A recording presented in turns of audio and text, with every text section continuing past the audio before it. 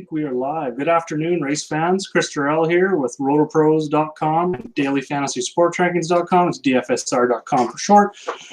Here to talk about the Coke 0400 from Daytona International Speedway. It's the second race here at Daytona this season. The one difference right off the bat is the Daytona 500 used the old restrictor plates, while we've seen the new tapered spacers being used now. It was also used at Daytona, so we're going to have a look at that information as well, just to see how guys did. Wasn't much change. We've seen the pack racing, so we'll definitely look that over. But what I'm going to do is I'm going to share my screen and go over a little bit of my sheet, some of the picks that I've got highlighted, some of the things that I'm looking at, some of the strategies, and definitely fire away in the chat. I'll make sure to get to each and every one of your questions. Going to stay online here for about 25 minutes, 30 minutes or so. So yeah, definitely fire away. I'm just loading a couple things now, waiting for a couple more people, and then we will jump right into the sheet here. So I guess, how's everyone's weekend going? Happy Independence Day, July 4th long weekend to all American friends out there. Pretty exciting weekend. I'm sure you're all out barbecuing, and probably not going to have as many viewers today, but thank you for those who do tune in. I really appreciate it. I appreciate all the support for both sites. Looking to get some. So I guess, first of all, what I want to go over here today is some strategy when looking at super speedway races. Some people will still call it the plate race. It's no longer plate. They're not using the restrictor plates, like I said. They're using the tapered spacer now. With that tapered spacer, just lowering the horsepower, we're pretty much seeing the same thing. So what we're going to be doing for strategy, we're going to go ahead. I'm going to share the cheat sheet with you here in just a second. We're looking at place differential. You come to these tracks, Talladega and Daytona, place differential is king. It has one of the lowest correlations that we see in NASCAR when it comes to starting position and finishing position. You can see a car from the back make its way inside the top 10, inside the top 5, you know, sometimes within 3-4 laps, 5 laps. So definitely place differential is going to be key. That's how we're going to build our lineups. I'm not the field was set by owner points because of cancellation due to lightning yesterday. So the field was set by owner points. We're going to go have a look at that. I'm just going to share my screen here quick.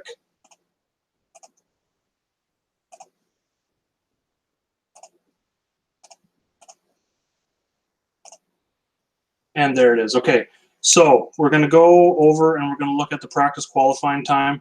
As you can see in the qualifying section, by owner points, you've got Joey Logano, Kyle Busch on the front row. Then you got Keselowski and Kevin Harvick, the row behind them, Truex. So it's a little bit different this week. Normally at the super speedways, I'm looking at guys that start to fill most of my lineup with the guys starting between 20th and 30th. Maybe a driver or two outside of 30th. If it falls that way, you can usually get some of these top cars. But this week, with everything being set by owner points, it kind of changes things a little bit, because we're not all the top cars in the series are going to be starting near the front with, you know, they're not going to be getting the best place differential value. So I'm opening up my strategy a little bit. In some lineups, especially ones with Joey Logano, Keselowski, that's kind of one of the stacks that I'm going to use. Talk about stacking as well. Teams are going to be working together, so I'm looking for teammates who are going to be together, like we've seen in the Xfinity race last night. They finished 1, 2, 3. No one could really pull out and make a move on them to pass them at the end of the race. They were just too strong working together. So definitely that's a strategy for this week. So in lineups where I'm using Keselowski or Logano or both of them together, seeing as they're starting top 5, they have like minimal place differential value. It's going to be more of a contrarian lineup. You're going to want to go down and you're going to want to get some of these value guys as we go through them.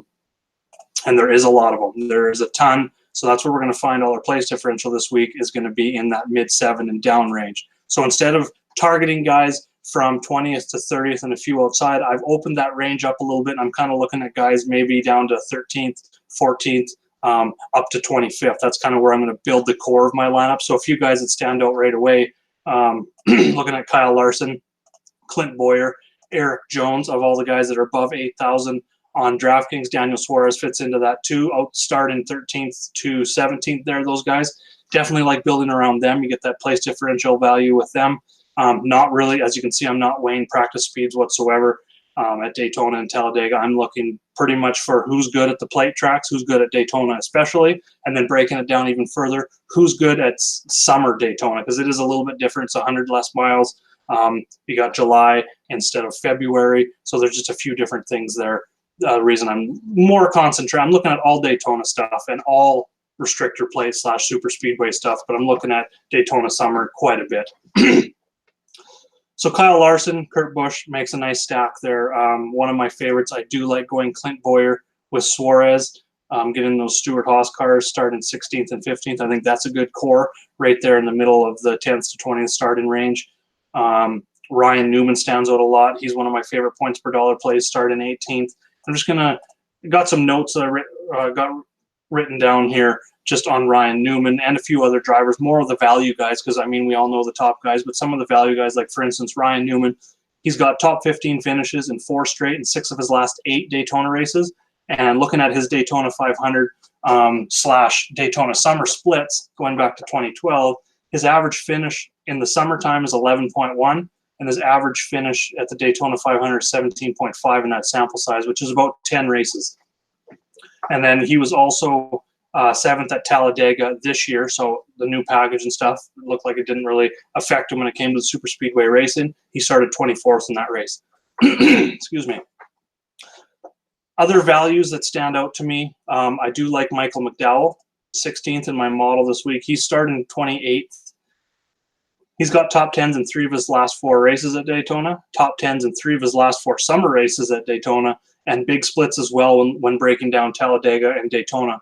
He's not very good whatsoever at Talladega. I believe he is outside the top 30 in 5 straight at that track, whereas he's been a lot better at Daytona, especially in the summertime. So definitely looking at him. One contrarian way I like to go, Alex Bowman, as you can see, he's number 1 in my model. You know, he's leading the form. He's really good. He's 5th best track since the start of 2017 on Talladega and Daytona. 5th best average finish.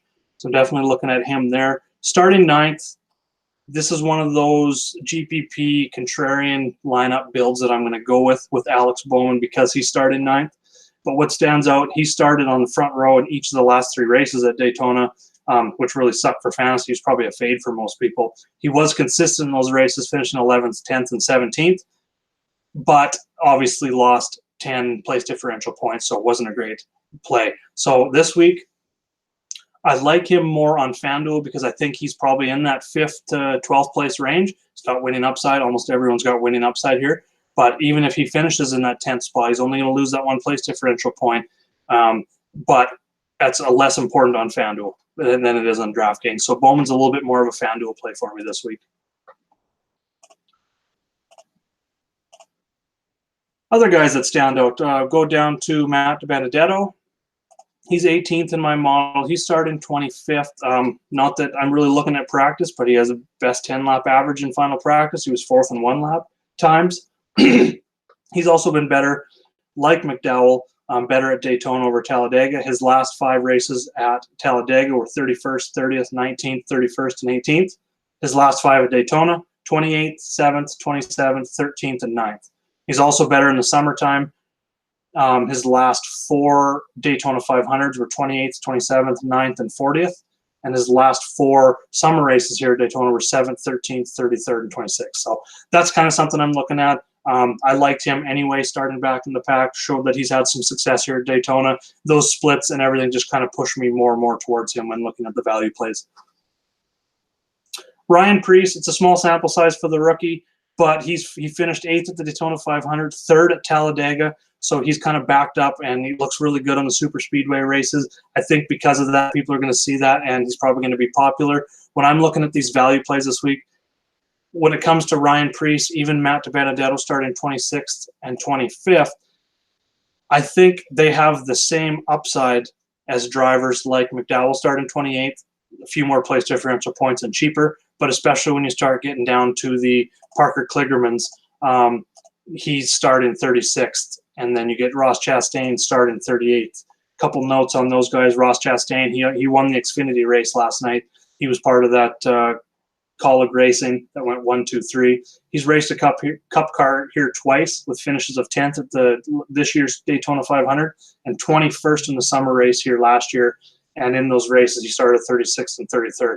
So he's got no problem coming up. And, you know, he, like I said, everyone's almost got that top 10 upside in this value range, but he's cheaper than the other guys. He gets more place differential upside, starting 38th, and he's been pretty good on the super speedway races as well. He's a Florida guy, watermelon farmer. You probably hear a lot about that if you're watching the broadcast tonight, especially about him winning last night. He smashed one on the track after he won, picked up the checkered flag, smashed it. It's pretty awesome.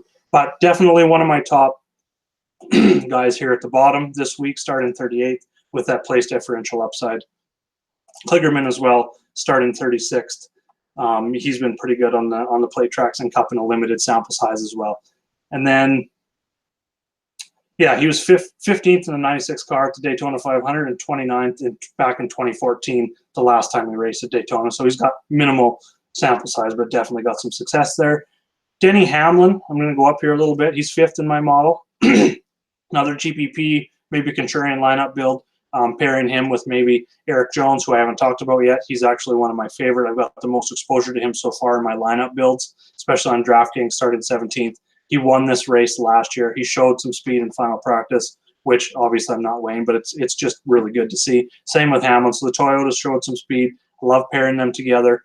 Eric Jones for the obvious because he gets that place differential upside, and I think it kind of gives you a little bit of a contrarian build going with Denny Hamlin, who started 6th, not going to get you those place differential points. He's got 2 Daytona 500 wins, one earlier this year. He struggled in the last 3 summer races, 38th, 24th, and 17th, but overall has been consistent here with top 10s in 7 of his last 11 races at Daytona overall. He's one of the best plate racers in the series with the 7th best career average finish on the super speedways. Oh, hey, Ryan, yeehaw. Almirola GOAT. Yeah, Almirola, definitely looking at him. I don't have him highlighted here, but starting 11th, I'm not as high on him, but I will have some exposure in Bowyer.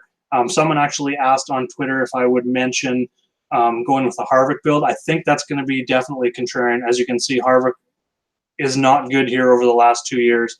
Even in the last 6 races, he hasn't been great. He's got a good track history career. I believe, just going to check the notes here real quick, he's got the 5th best average finish career on the plate tracks.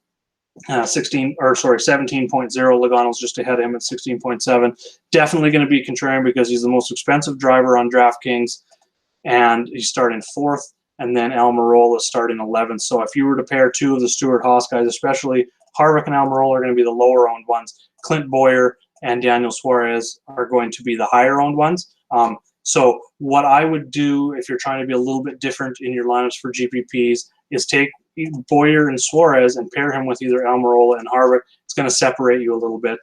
The other strategy I didn't discuss before getting into some of these picks here is I'm leaving money on the board.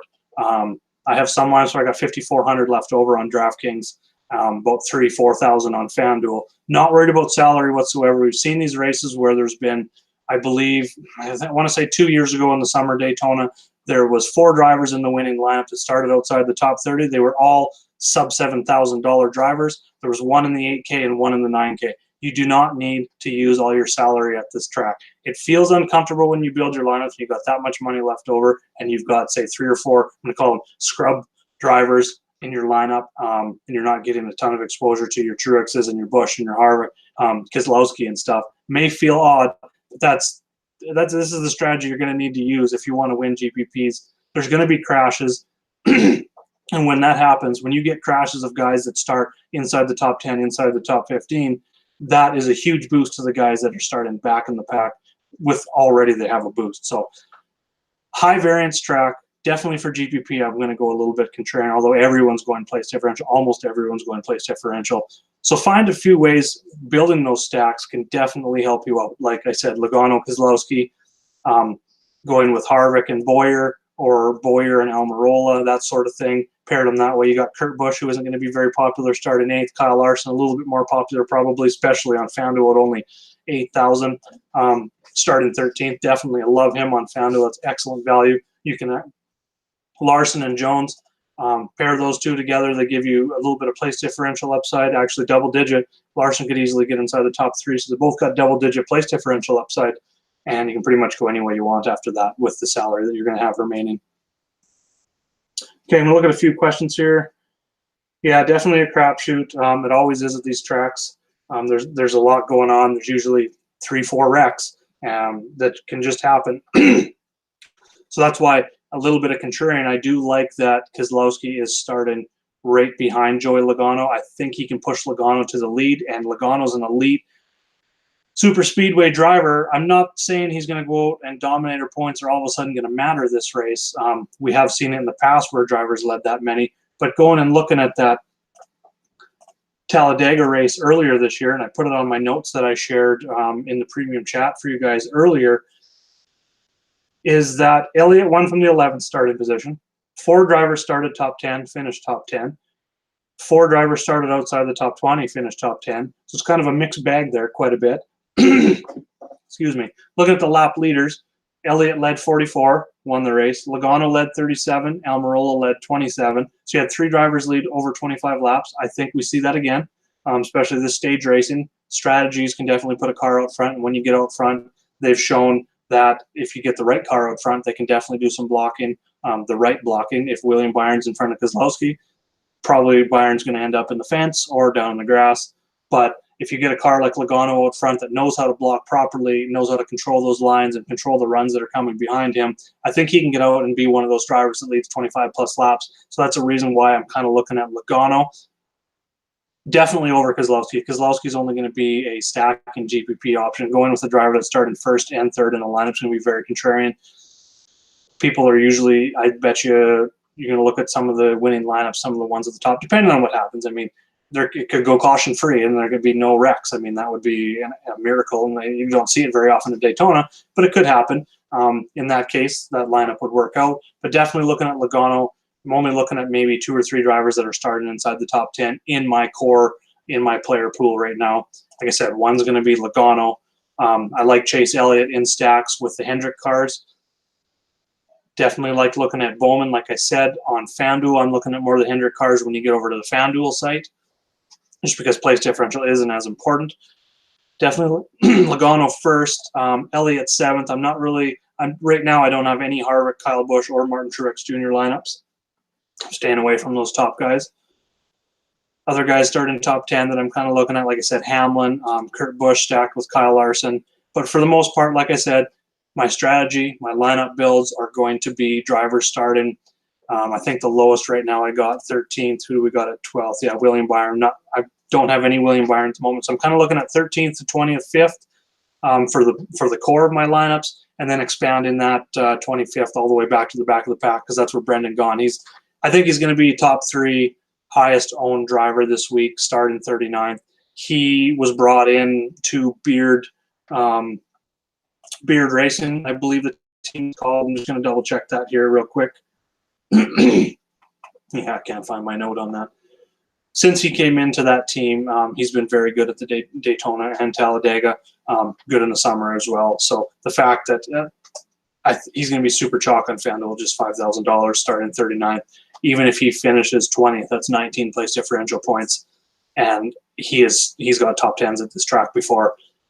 Really good plate racer, super speedway racer, sorry. So I think he's going to be chalk. So maybe pivoting down into, especially on FanDuel, to Dibenedetto, is going to be a contrarian way to go.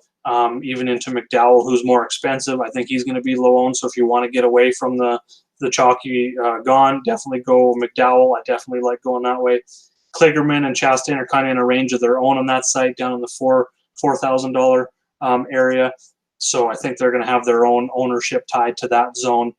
But definitely like looking at, going from this 9K range down and leaving a lot of money on the table. That's kind of the way I'm building. So I will, I'll make a core of, I really like Newman, Stenhouse, and say Suarez. I'll put those 3 drivers together, and then I'll just put in 3 of these value guys, switch it up, put 3 other value guys, switch it up, keep 2 of them, swap in another, make as many lineups as I can, 5 to 10 lineups with that core, depending on how many you're making. If you're doing 150, you're going to have, I would probably do like 20 lineups with my core of those 3, switching in the other drivers. That's kind of the way I go about building lineups. And then once I get that core and I'm comfortable with how many lineups I've got with that core drivers, I will change that core up and then I will go ahead and redo those value guys and switch in and out. So say my second core was Eric Jones, Boyer, which this is one of my cores, and then I paired Boyer with Suarez. I went those three. I built so many lineups with those three, just going 1, 2, 3 of these value guys, or 2 of those value guys and a Logano, or 2 of those value guys and a Stenhouse, or 2 of those value guys and Newman, or just switching it around. So that's kind of the way I'm going about building lineups this week. Take that Rowdy pick off the wall. Signed too, Ryan. Signed. Got to meet him. Okay. I think the top 5 is going to be tough to get around.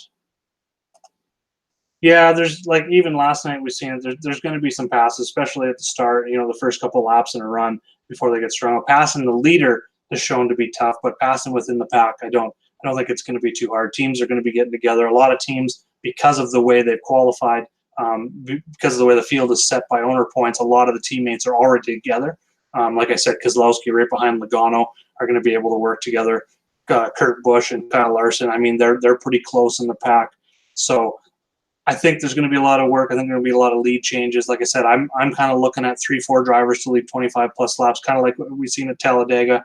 But again, Dominator's not going to be big. Place differential is always king at these tracks. If you break down the winning lineups, and I wasn't prepared enough to have that set out. I wanted to share some winning lineups from Talladega as well as Daytona to show you, but it's place differential that's going to get you those fantasy points. Sometimes you'll even see, you know, if you picked guys that finished 1, 2, 3, 4, 5, and you'll have a lineup sometimes that will beat that in daily fantasy just because of the place differential upside. That, say, Brendan Gaughan finishes 6th. Well, if he finishes 6th, that is 33 points that he picks up right there, just on place differential alone, not counting his fast laps, not counting his finishing position, which also gives him a ton of points. If Brendan Gaughan at that price is going to get, you know, 70 points, 60 DraftKings points, you're definitely going to want him in your lineup over someone that finishes top 5 but maybe only gets 40 and is way more expensive. So it's kind of the way I'm looking at it. The race, I believe lineup lock is at 5:30 p.m. Eastern. That's when intros and stuff, it takes about an hour to get those intros and stuff out of the way. And yeah, it does definitely depend on the weather. There's been a lot of rain and pop-up storms, kind of a Florida thing. A lot of them pop up, look like they're going to be trouble. They dissipate. So going to kind of have to just look closer to lock and just, you know, follow along with the weather.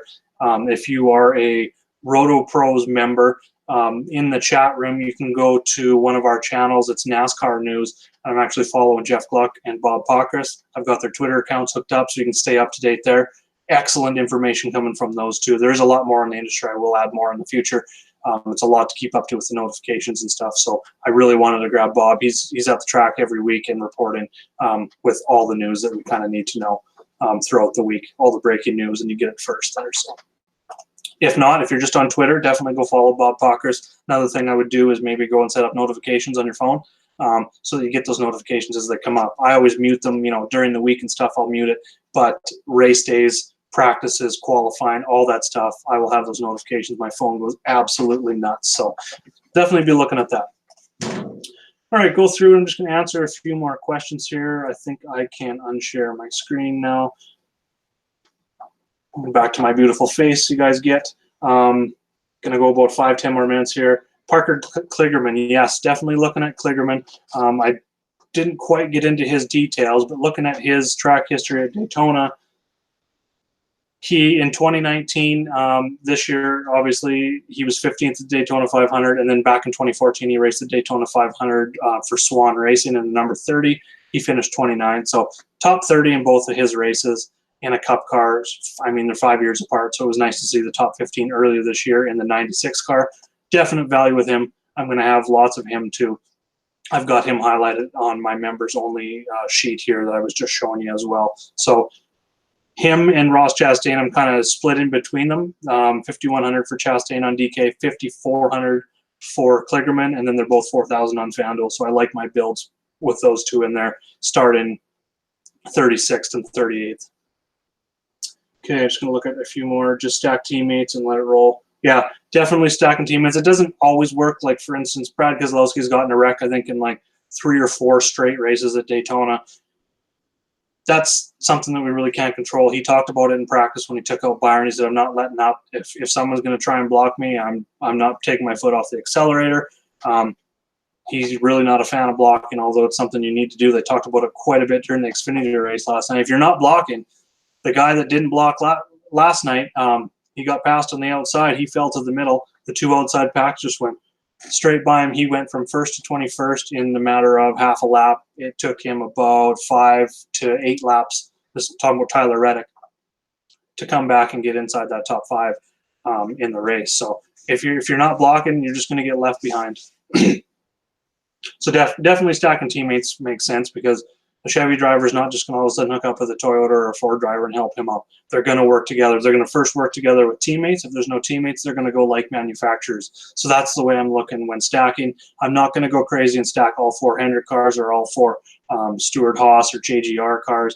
I'll probably do 2 or 3, depending on the lineup, where they're starting, what the place differential looks like, and what the rest of the lineup looks like. Obviously, I talked about it before. If you want to go a little contrarian, pairing Kevin Harvick or Kyle Busch or even Martin Truex, some of these top drivers that are the most expensive on the sites, give you no place differential upside. Really, the only way those drivers are going to hit value for you is if they win the race or finish inside that top 5.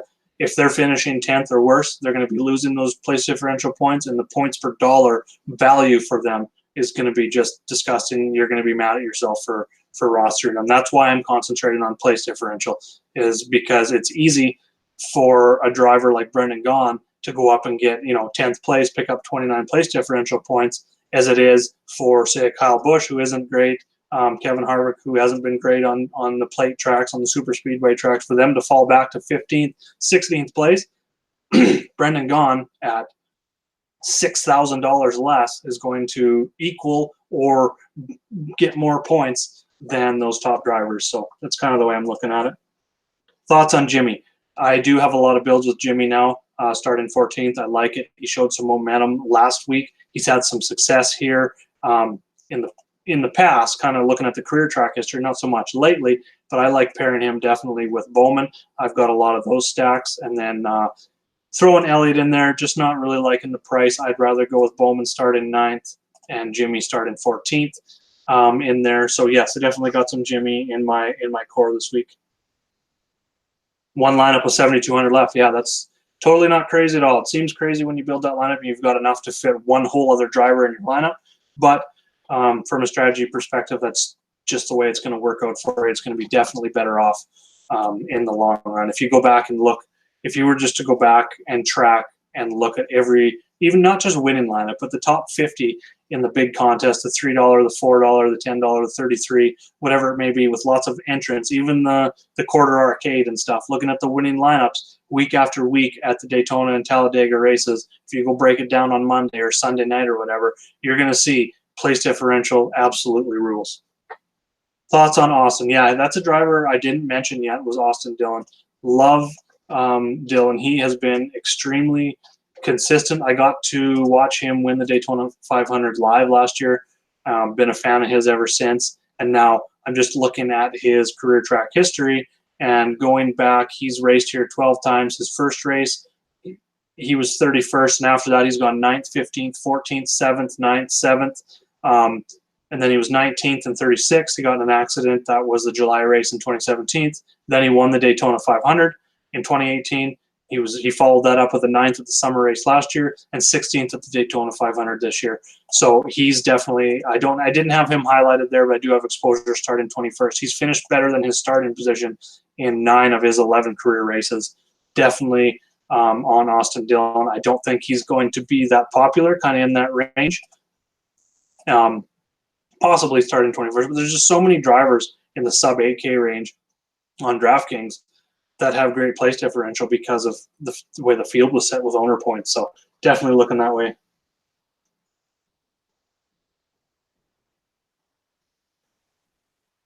Yeah, Ryan, you're kind of right. Anyone, you can make a case for them in GPP lineups, but don't just throw a lineup together and get 2 or 3 guys starting inside the top 10 because you're already like starting out behind. A lot has to go right if you're using a lot of drivers inside the top 10 they pretty much have to dominate the race. They got to lead laps. And if that's not going to happen, the value just isn't there, and your lineup is not going to be optimal whatsoever at the end of the day. And you're kind of, it's going to leave you wondering and question marks. This just comes from experience of building lineups that way and saying, okay, well, Logano and Keselowski, that's going to be my main core. No, I will use Logano and Keselowski and some stacks to be contrarian, but it's definitely not my core.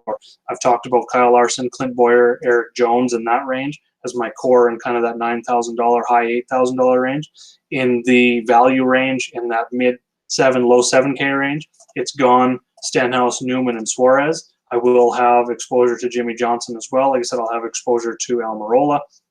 And then kind of getting down to that value range, my favorites are in yellow. It's Brendan Gaughan, Buescher, Dibenedetto, Preece is probably the least favorite of this list. McDowell, and then getting into the punt guys, especially when looking at FanDuel, it's Kligerman and Chastain for me. I will have a little bit of Menard, Austin Dillon. I talked about Ty Dillon as well. He's been pretty good on these tracks. Bubba Wallace, I've got some Bubba Wallace starting 29. But when looking at Bubba Wallace, it's contrarian because at the exact same price on DraftKings, you get Parker Kligerman with 7 more place differential upside. So it's going to be contrarian going to Bubba. On FanDuel, it's also going to be contrarian because Bubba's $1,500 more than Kligerman with less place differential upside. So I think Bubba makes a nice GPP pivot off some of the chalk value guys that we see down in this range as well. Fireball Roberts coming back from the dead. That's true. The very first July race here, Fireball Roberts was your winner. And kind of sad for the long-time NASCAR fans, especially for fans in Florida that spent Independence Day weekend, has always been the Daytona race. This is the last year the Daytona race will be held on the July 4th weekend. It is being moved to the final race before the playoffs next year in the 2020 schedule, which is a huge – I love it personally, just from a fan's perspective, just because it's a wild card for anyone that hasn't gotten a win, anyone that's outside the points going into that final race before the playoffs. Almost everyone's got a shot to get into the playoffs that start the week after that. So I absolutely love it. Enough talk about that. I could do a whole video on my thoughts on the new scheduling next year, but I don't really have time for that. It's hot in here. I had to turn the air conditioner off because it's loud. It's almost beer time here. So any last questions? I'm just going to scroll through and cover the last few, see if anyone else has got any questions. Yeah, it's raining. It's going to take some time.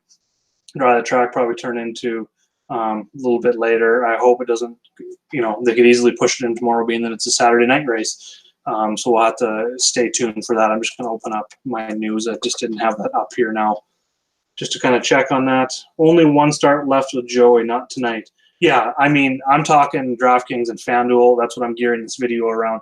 If you're playing like NASCAR Live or any game where you only get so many starts from a driver in a year, a one-and-done format, this is the week where you're, especially one-and-done, you're not going after your big drivers. You're grabbing the Gaughan, the McDowell, the Dibenedetto, those low-end drivers. These are the races where you get to use those value guys in your one-and-done leagues or in your NASCAR Live. I don't play NASCAR Live this year, but I believe you get 5 drivers and then one in your garage that you can change out before the end of the second stage. Definitely going after low-end guys that I haven't used my starts. Save your big guys for the 1.5-mile tracks, the 1-mile tracks, the 2-mile tracks that are coming up, and especially into the playoffs. Save them. Use your value guys in those formats. But for DFS, I'm definitely liking Logano. Builds with him aren't going to be as popular as builds with other drivers because he's starting first.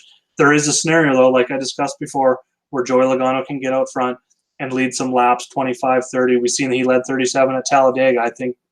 I don't think it's out of the question that he leads 50-plus laps. I really don't see it happen. I'm not predicting that that's going to happen, but it's not wild to think that Logano and Keselowski get out there and lead a bunch, maybe not the whole first stage, but a bunch of laps in the first stage, have a good pit stop, get out there and lead more laps, or work their way to the front later in the race and get more laps led. So there's a scenario where that could happen. So that's why I'm going to have some exposure to him, because I feel he's got the best chance. He kind of checks all the boxes. He's good on plate tracks. He's good at Daytona.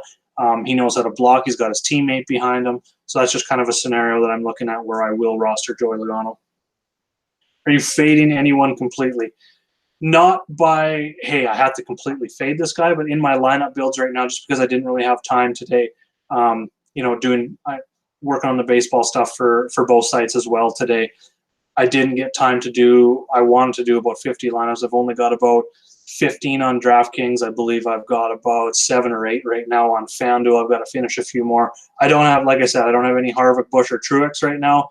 I don't have any Ryan Blaney right now. I don't have any Byron, Menard, Hemrick, Tift, and then I don't have any of the other value guys that I didn't mention already or are listed on the sheet. So not fading on purpose just because, hey, I don't want to have this driver. Just I haven't done enough lineups. If I was doing 150 lineups, I'd probably have a piece of everyone, almost everyone. So knowing that I'm completely fading. I hope that answers your question. I'm a huge Vikings fan, yes. That's a painful subject, especially when it comes to kickers. I've seen a lot of losses. But, you know, if we're talking Vikings, I'm really excited about this year and the direction they're going. They're going to have a top defense again. I think Kirk Cousins takes the next step, drafted center in the first round. I think the offensive line is going to be better. I think that's what he needs. He's not a mobile quarterback. If he's going to get protected, I think he could easily put up 4,000 to 5,000 yards this year with Diggs and Thielen and Rudolph. Anyways, back to, race winner. Okay. Going to pick a race winner. I don't think Eric Jones is going to go back-to-back. He's my favorite DFS play. As for a race winner, I think this is a place I'm going to go ahead and I'm going to go out on a limb. I'm going to go Kyle Larson in the 42. I think Kurt Busch is going to push him to the win this week. I think, like I said, Logano's right up there. He's probably would be someone's chalk play if they're going to pick the race winner here. But I'm going to go Kyle Larson.